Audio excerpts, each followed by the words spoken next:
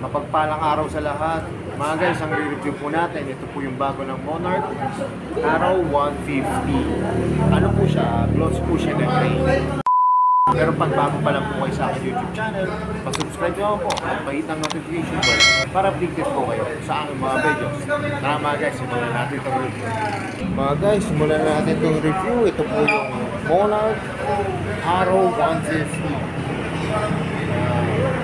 Scooter to mga guys. So talagang pag nakita nyo ito ng actual mga guys, talagang makikita nyo parang hindi siya pang ano, yung ordinary na makikita yung scooter. Yan. Para siyang ano pang European style. Yan, na scooter.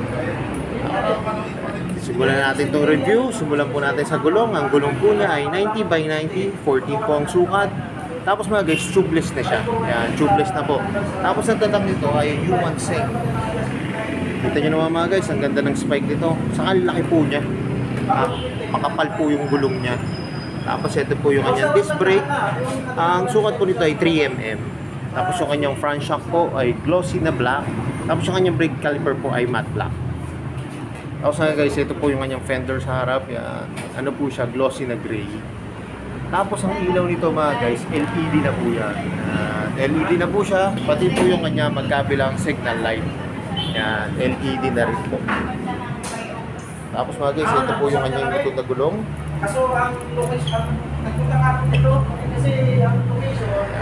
Ang sukat naman po nitong likod na gulong niya ay 90 by 90 by 14 po. Mga guys, ang ganda rin po ng design ng mags ito. Ang ganda ng design. Tapos glossy siya na black. Tapos ito po yung kanyang pipe. Maliit lang po yung kanyang pipe. Tapos yung kanyang heat guard po ay gray na matte gray po siya. Tapos ito po yung kanyang taillight. Yan. Ang taillight niya po mga guys, ano, logo po ng Monarch. Yan o, logo po siya ng Monarch. Tapos ito po yung magkabilang signal light na LED na rin po. Tapos may reflector po dito. Tapos may ilaw po dito sa plaka. Kaya para kita po yung ating plaka. Tapos mga guys, ito po yung kanyang crankcase. Yan. Mga guys, ang crankcase dito, wala na po siyang kickstart. Yan, kaya electric start lang po siya. Tapos ano po siya, glossy siya na black. Na pairings po siya, pairings. Tapos may nakalagay po dito na Monarch. Yan. Ay naka-ano siya, naka-engrave na Monarch. Tapos ito po yung kanyang rear shock. Yan, glossy po siya na black. Tapos meron po dito naka-impose na ano, yung Arrow 150. Tapos mga guys, yung kanyang upuan, ganda po ng upuan nito, classic design, kulay brown po siya, na naka-customize na po, nakakakalpak na po siya mga guys. Tapos yung ginamit na sinulit, light brown po. Tapos mga guys, ito yung kanyang drop bar, yan, glossy na gray na, putol po. Yan, putol po siya.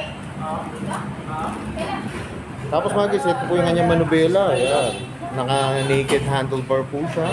Tapos ito po yung kanyang, ang ganda mo guys, oh, kulay brown yung ano niya, yung hand grip niya. Tapos ang lambot ng mga kanya brake lever. Tapos ito po yung mga function. Yan po, may passing light, high and low, busina. Tapos ito po, ang signal light. Tapos may kill switch po siya. Yan, may kill switch. Tapos yung park light niya. Tapos electric start. Mga guys, ano lang po ito electric start lang po siya.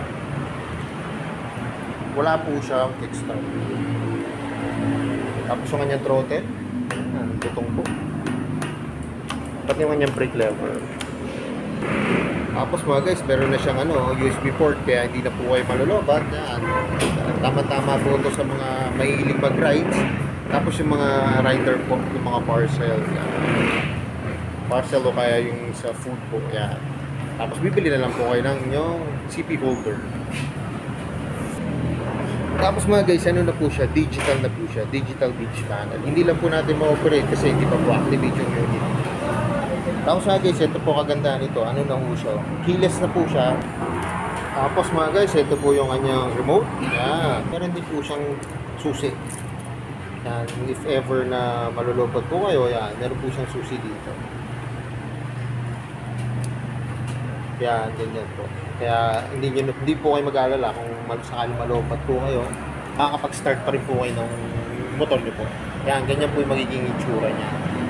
Tapos mga guys, ito po yung kanyang U-box. Yan. Yun nga lang mga guys, maliit lang po yung kanyang U-box.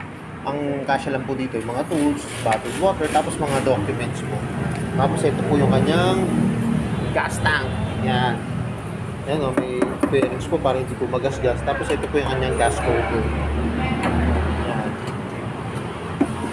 Tapos ito po yung nilalim ng upuan. Yan. Ang ginamit po na material ay plastic po na plank.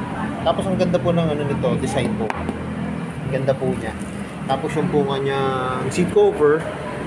Yan o, naka-staple po siya sa garter para hindi po masira o mapunit yung ating seat cover. Yan.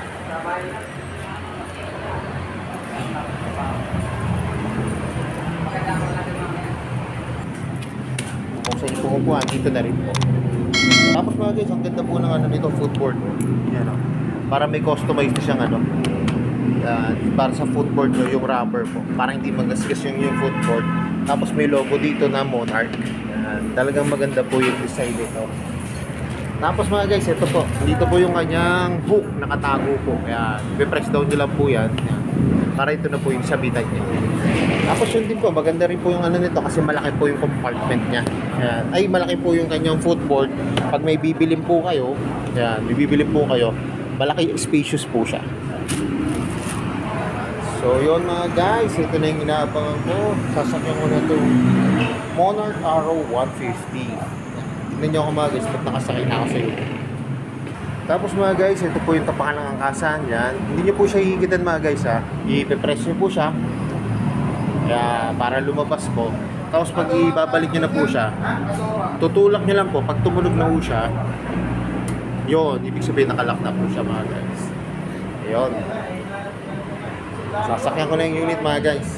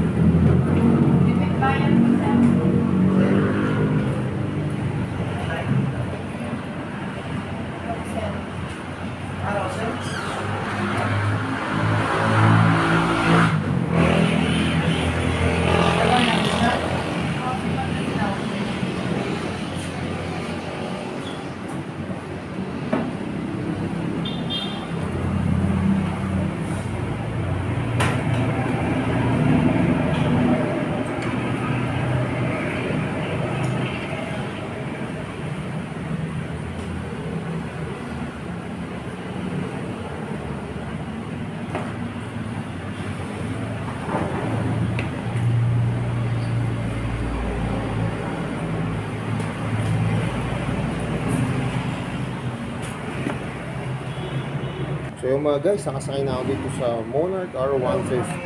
Yung mga guys, oh, kita nyo, ang laki na yung space po ng kanyang footboard. Oh. Yan. Tapos nakaganda forma po talaga yung, ano, yung logo niya po na naka-impose po na ng Monarch. Tapos yung paa nyo, kung ano pong relaxing position nyo, pwede po kayo nakaganito o pwede naman po kayo nakaganito. Tapos ang ganda po ng ano niya, yung pagkakaupo nyo po kasi ano, upright position po kayo pag nagda-drive. Tapos ang ganda po ng ano, yung relaxing po talaga. Pwede po siya kahit matangkad, yung mga tatangkad na rider, o kahit hindi po katakasan. Kita nyo naman kanina mga guys, yung ano ko, abot na abot yung ano, ground. Mababa lang po yung ground clearance siya mga guys. Tapos kanina, kita nyo, lapot mga upuan, napaka-comfortable. So yung mga guys, alam ko, ito na yung inaabangan nyo. Magkano ba ngayon itong Monarch RO150? Yan. Tara, tignan lang natin yung price. So yung mga guys, dito po sa Skygo, ito po yung cash price po nitong Monarch RO150, 79,000. Tapos pag kukunin po siya ng installment, ito po, 3,000. Tapos ito po yung kanyang magiging monthly for 3 years, 3,931 pesos. Tapos mga guys, yung ibang yung installment basis po niya, ipopost ko na lang po dito sa video. Tapos yung mga guys, sabi rin po sa akin ng nasa personal dito, ito po yung magiging free nyo. Oh. Ganda po. Oh.